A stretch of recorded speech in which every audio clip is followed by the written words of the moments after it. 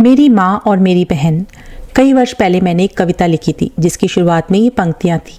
सागर की लहरें, सुनहरी रेत, यात्रियों की आस्था, रामेश्वरम की मस्जिद वाली गली, सब आपस में मिलकर एक हो जाती हैं। वह है मेरी माँ। अगर मैं अपने बचपन की बात करूं, मेरी याद में रामेश्वरम के घर की यादें ही उभर कर आती हैं।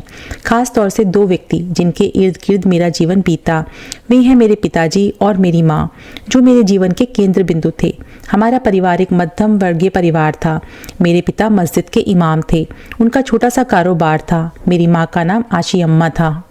उनके परिवार के एक सदस्य को ब्रिटिश सरकार से बहादुर की उपाधि मिली थी और उनका समाज में अच्छा सम्मान था। मेरी माँ सभ्य एवं साधारण जीवन जीने वाली तथा हर समय विनम्र रहती थी। उनके मन में कभी अपमान नहीं आया था। वह मेरे पिता की तरह एक धार्मिक तथा समर्पित मुस्लिम स्त्री थी। मेरे दिमाग में अभी भी उनकी छवि बनी हुई है, जो दिन में 5 बार नमाज पढ़ती थी। वे झुककर पूरे विश्वास से नमाज पढ़ती थी। उनके चेहरे पर हर समय शांति का भाव बना रहता था। उनका मुख्य काम सारे परिवार की जिम्मेदारी संभालना था। वे अपने उस कार्य में ही पूरी तरह से जुड़ी रहती थी। हमारे परिवार में मैं, मेरे छोटे भाई बहन और कई रिश्तेदार थे, जिनमें मेरे दादा दादी एवं चाचा शामिल थे। हम सब मिलकर एक ही घर में रहते थे। हर किसी की ज़रूरतों को पूरा करना एक मुश्किल काम तथा चिंता का विषय था। हम सबके लिए सीमित साधन थे। हमें अपनी ज़रूरतों को उसी के अनुसार पूरा करना होता था।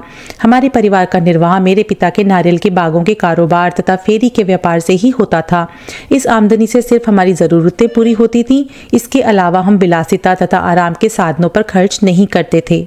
ऐसी स्थिति में मेरी माँ मेरे पिताजी की आदर्श पत्नी थी।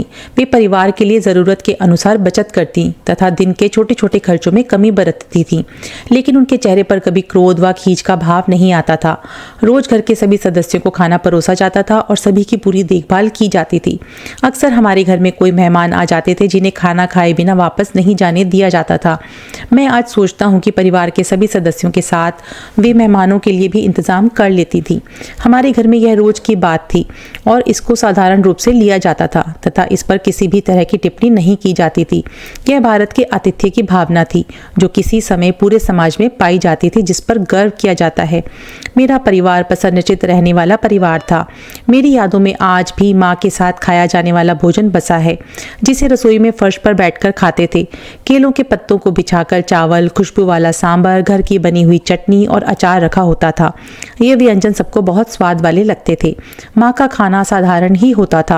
मैंने आज तक माँ के हाथ जैसा बना सांभर नहीं खाया, जिसमें सभी तरह के मसाले स्वाद के अनुसार संतुलित रूप से डाले जाते थे। इसी तरह से मेरे खाने से जुड़ी एक कहानी है, जो मेरे बचपन की यादों की तरह आज भी ताजा बनी हुई है। द्वितीय विश्व युद्ध के दौरान राशन का कोटा तय कर दिया गया था, क्योंकि उस समय वस्तुओं की भारी कमी हो गई थी। मेरी माँ तथा दादी ने ऐसे हालात में इस बड़े परिवार को बांध कर रखा था। वे पूरी कोशिश करती थी कि किसी तरह से पूरे परिवार का निर्वाह हो सके और कोई भी वस्तु बेकार ना हो। वे अक्सर अपने खाने में बचत कर बच्चों को पूरा खाना देती थीं, ताकि बच्चों के खाने में कोई कमी ना रह जाए। एक दिन मेरी माँ ने चावल ना बनाकर रोटियां बनाई। मैं रसोई में अपनी जगह पर बैठ गया तथा स्वाद लेकर रोटियां खा रहा था। वे गरम गरम रोटियां एक एक करके मुझे देती जा रही थी और मैं स्वाद से खाना खाता जा रहा था। मैं एक भूखा छोटा बच्चा था। जब मेरा पेट पूरी तरह से भर गया तो मैंने अपने केले के पत्ते को उठाया और बाहर फेंकने गया। इसके बाद मैंने अपने हाथ धोए। बाद में रात को मेरे बड़े भाई ने मुझे कोने में ले जाकर पहली बार बुरी तरह से डांटा और कहा, तुम कैसे अपनी आंखें बंद कर कर ये सब कर रहे थे। पहले तो मुझे अंदाजा ही नहीं हो रहा था कि मेरे भाई मुझे डांट क्यों रहे थे। मैं अपने भाई के गुस्से का कारण नहीं जान पा रहा था और उनकी तरफ एकटक होकर देख रहा था। इसके बाद वे शांत हो गए और मुझसे कहने लगे, क्या तुम जानते हो कि हम सबको राशन का सीमित कोटा मिलता है। हर किसी के हिस्से में 2 या 3 रोटियां ही आती हैं। अगर तुम अम्मा से और खाने की मांगोगे तो वे मना नहीं करेंगी, क्योंकि वे बना रही थी और तुम खाते जा रहे थे। लेकिन वह बीती रात भूखी ही रह गईं, क्योंकि उनके लिए खाने को कुछ बचा ही नहीं था। वह क्षण मेरे लिए शर्मसार करने वाला था, जिसने मेरे दिल को पूरी तरह से तोड़ दिया था। मुझे अपनी प्यारी माँ का ख्याल आ रहा था, जो मेहनत करके बहुत कमज़ोर हो चुकी थी। मैंने अब तक अपनी माँ जैसी अन्य कोई ऐसी परिश्रमी औरत नहीं देखी। इस चिंता ने मेरे दिल को पूरी तरह से तोड़ दिया था। मैं मन ही मन बहुत दुखी हो रहा था और लगभग रो रहा था। मैं किसी को अपना चेहरा दिखाने के काबिल नहीं था। इसके बाद मैं कुछ दिनों तक अपनी माँ के सामने नहीं जा सका। मैं उनसे आंखें मिलाकर बात नहीं कर सकता था। मेरे लिए यह एक खास नसीहत थी। अपने से जुड़े लोगों की ज़रूरतों पर ज़्यादा ध्यान दें। उनके प्यार ने मेरे साथ अपना भोजन बांटने के लिए एक पल भी नहीं लगाया और उन्होंने बिना किसी हिचकिचाहट के अपना खाना मुझे दे दिया। मेरे भाई ने मुझे ये नसीहत दी कि मैं कुछ भी खाने से पहले अपने से जुड़े लोगों के बारे में सोचूं। क्या उनके पास भी मेरे बाद कुछ खाने को बचा है? विशेषकर अपनी दादी व अम्मा के बारे में ये सुनिश्चित कर लूं। मैं अक्सर घर सुबह जल्दी ही छोड़ देता था क्योंकि मुझे अपनी उच्च शिक्षा के लिए बड़े शहरों में जाना होता था। मैं अपने दोस्तों की तरह हर समय अपनी माँ से जुड़ा नहीं रहता था और एक छोटा बच्चा बनकर नहीं रहना चाहता था। उनकी सज्जनता तथा अपने निकट लोगों की देखभाल करने का भाव हर समय मेरे साथ जुड़ा रहता था और वह मेरे दिल में घर कर चुका था। दूसरे विश्व युद्ध के दौरान जब मैं केवल 8 वर्ष का था, मैंने पहले भी इसके बारे में बताया है कि कैसे मैंने अखबार बांटने का काम शुरू किया था। मैं सुबह होने से पहले ही जाग जाता था और फिर ट्यूशन जाता था, फिर कुरान पढ़ने जाता था, बाद में अखबार बांटने का कार्य करता था। इसके बाद मैं स्कूल जाता था और शाम के बाद घर लौट कर आता था। अब मुझे अगले दिन की पढ़ाई की तैयारी करनी होती थी। मेरी इस दिनचर्या में मेरी एक माँ चट्टान की तरह बनकर खड़ी रहती थी। सुबह वे मुझसे भी पहले उठ जाती थी, मेरे नहाने के लिए पानी लाती थी और मुझे नहाने के लिए कहती थी। मेरी माँ मुझे विदा करती थी और उत्सुकता से मेरे आने का इंतज़ार करती थी। फिर मैं अपने पिताजी के साथ कुरान पढ़ने जाता था। यह पढ़ाई अरबी स्कूल द्वारा कराई जाती थी। मुझे जगह जगह घूमना पड़ता था, इसीलिए माँ जल्दी से खाना खाने को दे देती थी। मैं जानता था कि कभी कभी वे मुझे अपना खाने का हिस्सा भी दे देती थी ताकि मुझे पूरा खाना मिल सके। एक बार मैंने इस बारे में पूछा, जिसके जवाब में उन्होंने मुझसे कहा, तुम बढ़ते बच्चे हो, तुम्हें दिन भर में कई जगह घूमकर कई काम करने पड़ते हैं। ऐसा अधिकतर हर माँ का सोचना होता है। और वे कहती हैं, मेरी चिंता ना करो। शाम को जब मैं घर आता था बुरी तरह से थका होता था और मुझे बहुत भूख लगी होती थी। वे मेरी भरपूर मदद करती थी ताकि मैं अगले दिन के लिए तैयार रहूं। अपने सभी भाई बहनों में मुझे सबसे ज़्यादा तवज्जो दी जाती थी। एक बार मुझे याद है, मैं माँ की गोद में सिर रखकर आराम से सो गया।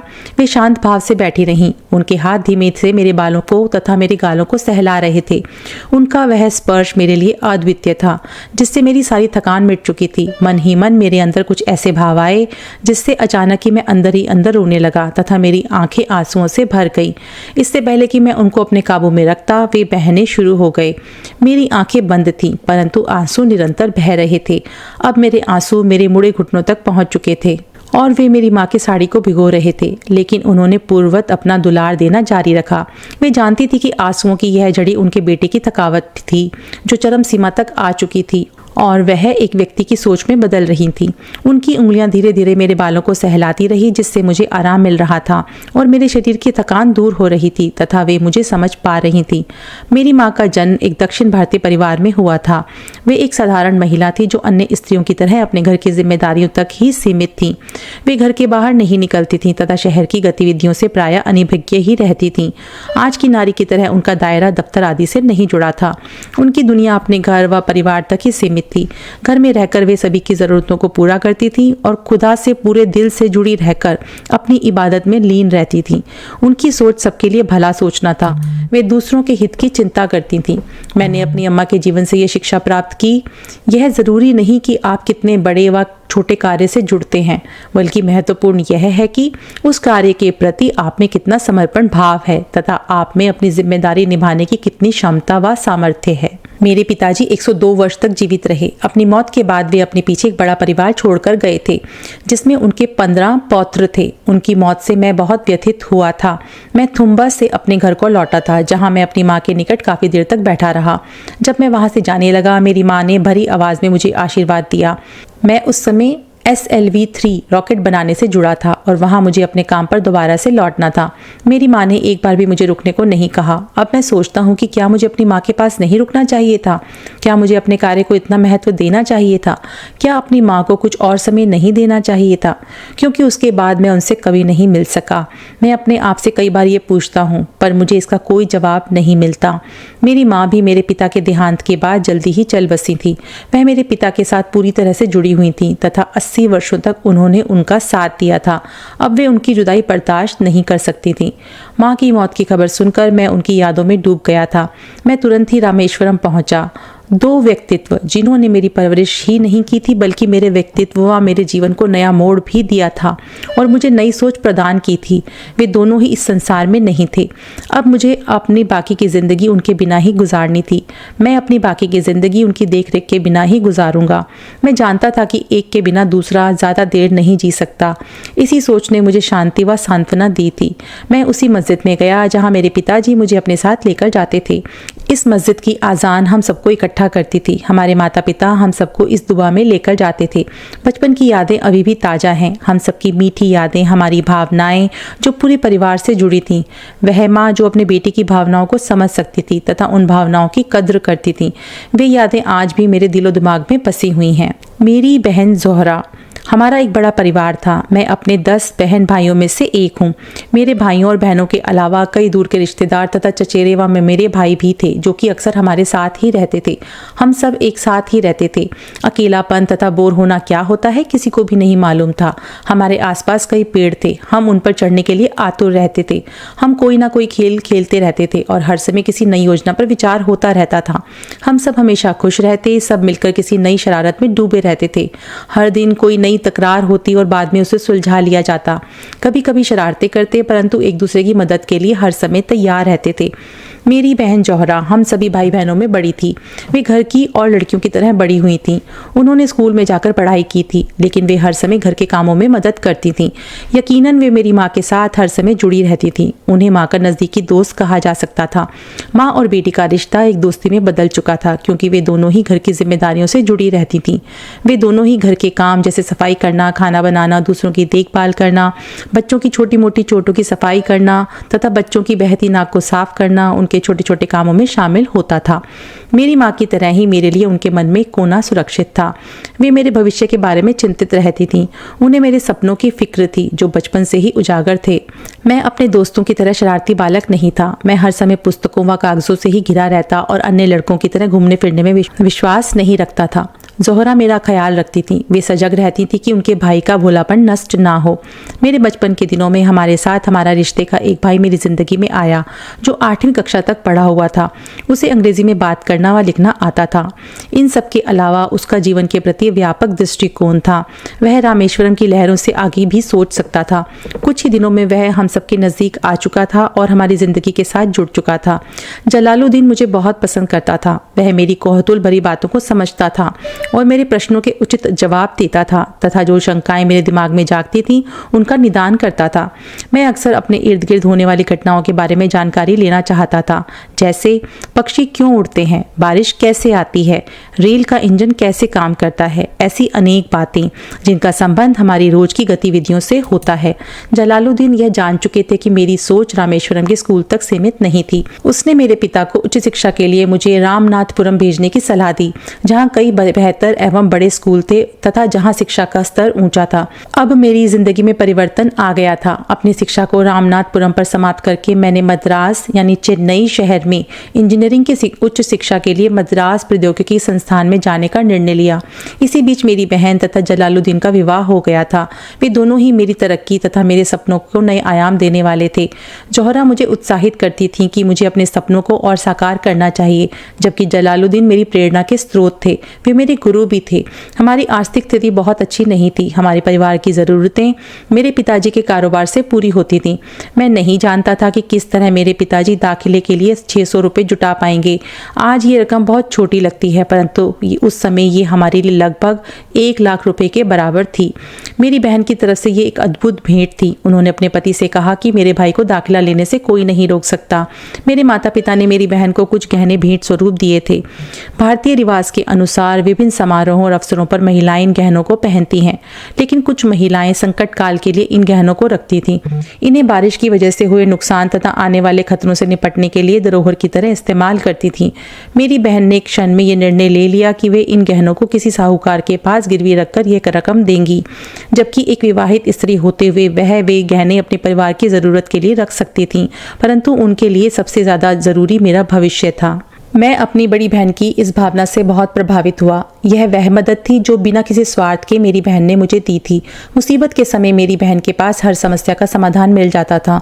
उन्होंने अच्छी नीयत से मुझे ये राशि दी। उन्हें यकीन था कि उनका भाई कड़ी मेहनत करेगा तथा अपनी पढ़ाई को पूरा करेगा। उन्हें मुझ पर भरोसा था। उन्होंने सोने की चैन तथा चूड़ियाँ गिरवी रखकर मेरे दाखिले के लिए पैसों का इंतजाम किया। इस तरह में मेरा दाखिला हो गया। मैंने भी ये प्रण किया कि एक दिन अपनी कमाई से मैं उनके गहने वापस दिलाऊंगा। मैंने कड़ी मेहनत करके स्कॉलरशिप हासिल करके उनके गहनों को छुड़वाया। मेरी माँ की तरह मेरी बहन जौहरा ने भी अपना जीवन रामेश्वरम में बिताया। वे मेरी माँ जैसी निपुण व हंसमुख थी। दोनों गुणों को ही मैं प्रेरणादायक मानता हूँ जो अधिकतर स्त्रियों में देखने को मिलते हैं। इस तरह की स्त्रियों को मुसीबत के समय में ज़्यादा देर तक नहीं दबाया जा सकता। वे अपनी ज़रूरतों की परवाह ना करके अपने पिता व बच्चों के लिए सोचती थीं।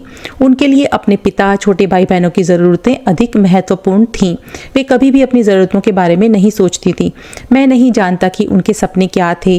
कई बार किस्मत, रीति रिवाजों एवं हालात ने उनको परखा, लेकिन वह हर परिस्थिति का समाधान अपनी मेहनत व समझ से निकाल लेती थी। हर समस्या के बाद उनमें नई शक्ति आ जाती थी। वे अपने परिवार को अच्छी सलाह देने, अपने चाहने वालों को हर मुसीबत से बाहर निकालने का साहस रखती थीं। उनकी सहायता व सुझाव प्रेम से परिपूर्ण होते थे जो सबके दिलों में बस जाते थे।